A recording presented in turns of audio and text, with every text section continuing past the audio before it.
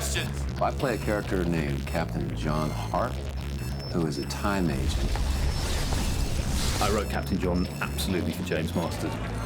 And I think he had a ball playing it. It was certainly great fun to make. He came on board and just took it to a completely new level. The character was so much fun. It's a nemesis for Jack. Captain John is a bit of a doppelganger for Captain Jack. No blonde, though. You ain't blonde. God, he's worse than Jack. Oh, please, please, stop!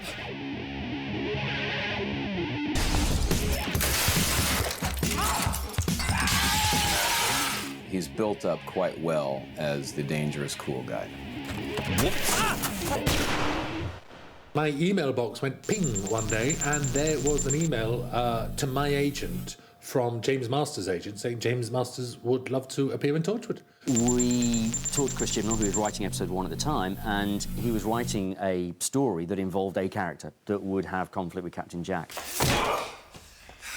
And so Russell got in touch with Chris and just said, write it for James Masters. What are you wearing? Captain Jack Harkness, note the stripes. Captain John Hart, note the socks. Hey, I worked my way up through the ranks. I bet the ranks were very grateful. When I got the script, we didn't really need a lot of discussion with the director or with producers, because the script is really self-explanatory. He's so enthusiastic and professional, and he's so up for it, you know. He read the script, he loved the character, so every day was just a joy for him, you know, and you could tell, you know, I think it's there in his performance. Action!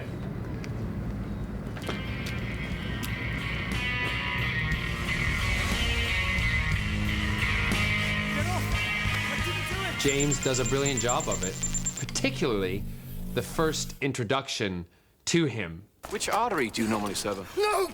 I'm not bluffing. Oh, well, see, now you've given yourself away. I think with any character, you want them to have a big impact when they arrive. With Captain John, just wanted to make sure that he comes in, he kills, he kisses, he fights, just to make sure that everybody knows that he's an absolute equal for Jack.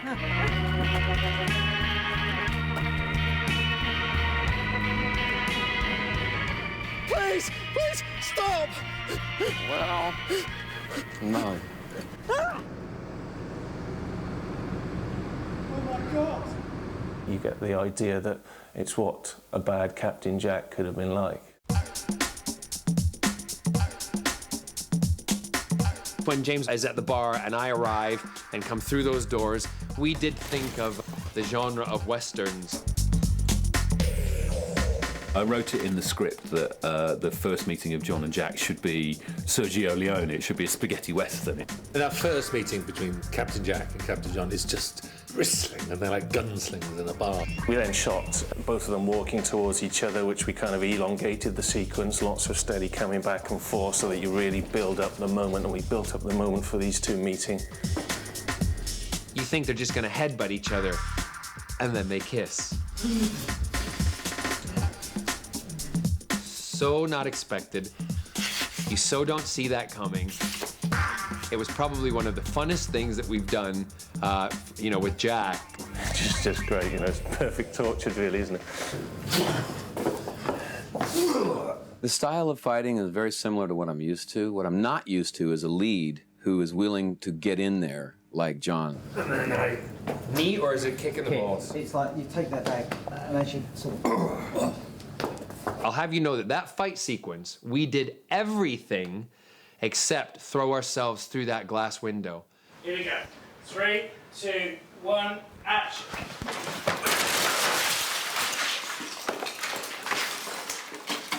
I don't fall. If my feet leave the floor, that ain't me. Boing, that ain't me. We wanted it to be a lively fight, a fun fight. Can I take that punch as a left-hand stomach punch? Whatever you like, yeah. Yeah, I'm left-handed. I feel like I'll be able to lay in a little better, more control. That's the way I'll do it. Same, exactly the same. Okay. Yeah. It's a cross between different fights. We've had, it's like OK Corral, like a Western type fight, crossed with a bit of martial arts, and also cross with a bit of Born Identity type fight with a short arm, crosses and all that.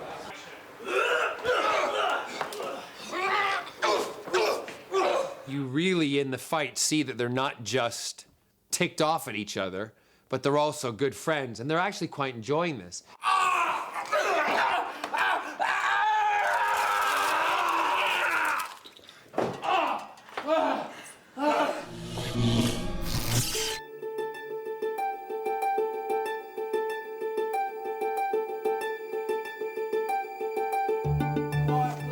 Action. Your dolly boats did all my legwork. That's what you wanted. What I want is for you to come to your senses. Captain John is trying to tempt Captain Jack back to his way of life, you know, back to the evil side, if you like. Join me, Jack. Back in the old routine, we'd be emperors. It's a key scene, really. This is where the story could go either way. How can you stay tied to one planet when there's thousands of worlds, sparkling with wonder? We found the perfect rooftop, which is a British gas building in Cardiff. It's 133 feet high, had a perfect view of the city and the twinkling lights. Somewhere in the script it mentions, you know, the beautiful lights. Canister. Whoops. Whoops. Ah!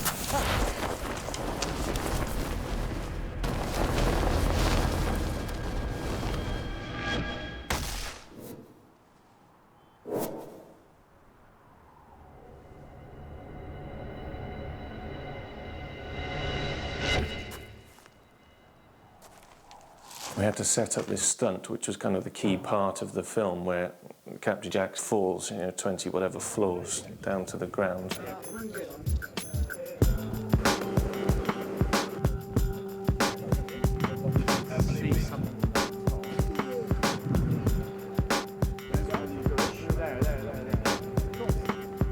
Curtis does all my stunts. It is very good and makes me look good. What we're doing tonight is we're going to be doing this fall. It's 140 feet from the top of the building backwards. And to create the illusion of falling backwards, I'm going to be wearing a full body harness, which we have 3 to 5 mil cables coming out of that, attaching to some 10 mil dynamic rope, which goes right the way up above the building to this huge crane, then comes down the crane, all the way down through this mechanism, which is 3 to 1, meaning when it's pulled, for every foot the vehicle that it's attached to travels backwards, I will then ascend 3 feet up to the #1 position. On action, the car will drive forward to some set marks, and I will descend. Tick to die. Happy to rehearse? And we've been testing all afternoon. We're about to do some more tests now with some sandbags, and they'll be my weight exactly. And we test and test and test until we're completely satisfied. I can't believe it. The crane actually went to 160-something feet, so that's a huge crane we've got. We have to lock off the roads, you know. There was an airbag underneath for the stuntman's safety. So logistically, it was a big move. All right, ladies and gentlemen, let's shoot next, please. I've gone a lot higher than that, attached to bungee cords. I've done a lot of parachuting. It's actually much scarier to be 100 foot off the ground. It looks very little.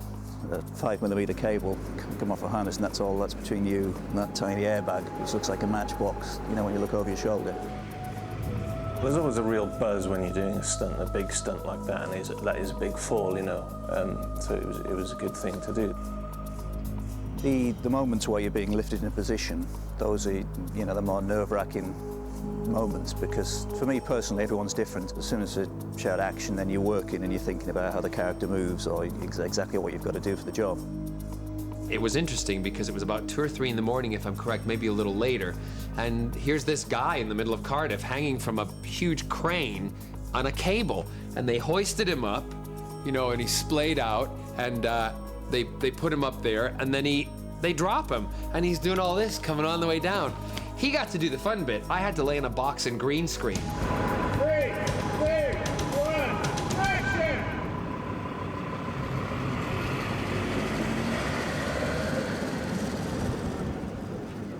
Nick, you just unbound if you could. There was then another scene following that of Jack writing himself off, you know, bones cracking. Kind of unbends himself off this bench. Action. It just became very clear once we put the programme together, it just felt it didn't need it in the story, so we left it out. That's brilliant. Have you never seen something so mad, so extraordinary, that just for 1 second you think that there might be more out there? Who are you people? You've always got to top what you did last year. You're Torchwood, yeah? There's a rift through space and time that runs through Cardiff. Stuff slips through it from other timelines and planets, and it's our job to monitor it.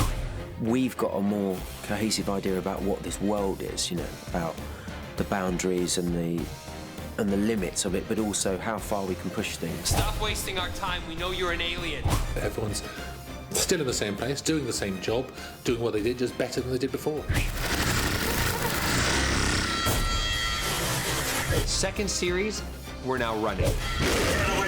What is it? Not spooky enough? It's bigger and it's better. There's a lot more crammed in there.